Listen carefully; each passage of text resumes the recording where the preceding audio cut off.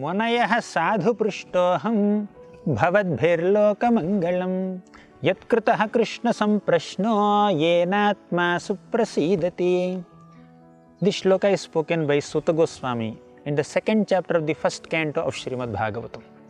In the first chapter of Srimad Bhagavatam, the sages of Naimisharanya, headed by Shaunaka Rishi, asked so many questions to Suta Goswami about Krishna, about Srimad Bhagavatam, and about many other spiritual subject matters.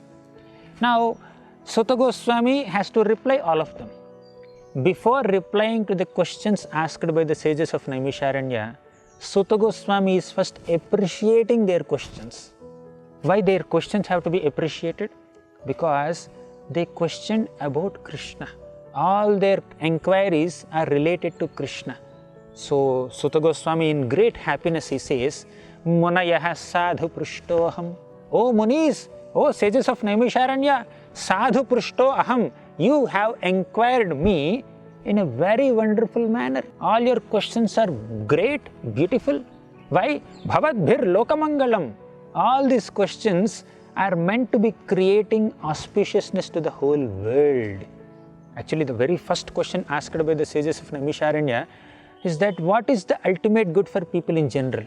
Means the sages who assembled at Naimisharanya to hear Bhagavatam from Suta Goswami, they are genuine well-wishers of entire humanity. So, Lokamangalam. So, they are asking questions with an intention to cause auspiciousness to people in general. What is a good spiritual path for people to follow? What is the essence of all scriptures? Can you please tell us about various incarnations of the Supreme Lord? Can you please tell us why the Supreme Lord Krishna appeared as the son of Devaki? So these are various questions asked by the sages of Naimisharanya. So all these questions are meant to be creating some subject matter for our discussion. And by discussing about Krishna and spiritual subject matters, we will be purifying our own hearts, our own minds, and we will come closer to God. Thus, all the questions, spiritual questions asked by the sages of Naimisharanya are very auspicious. So, our Suta Goswami further says, Yat kritaha Krishna samprashno. Krishna samprashna. Prashna means question. Samprashna means very good question. Krishna samprashno, a very good question related to Krishna. Yenatma suprasidati. Just by hearing the questions about Krishna, heart is completely satisfied. So, this whole world and every person's day is filled with so many questions and answers. Prabhupada writes in the purport of this shloka also that when a bird gets up in the morning in his nest, so the bird's day begins with questions and answers. What are the questions there? Where do I find my food? Or in which direction should I fly? So now people may go to some market and they start inquiring about the cost of certain ingredients or some items that they want. So a businessman may go to his office or his company and he has so many questions about how his business is going on and how he has to develop his business. Like that, we constantly deal with questions and answers a lot.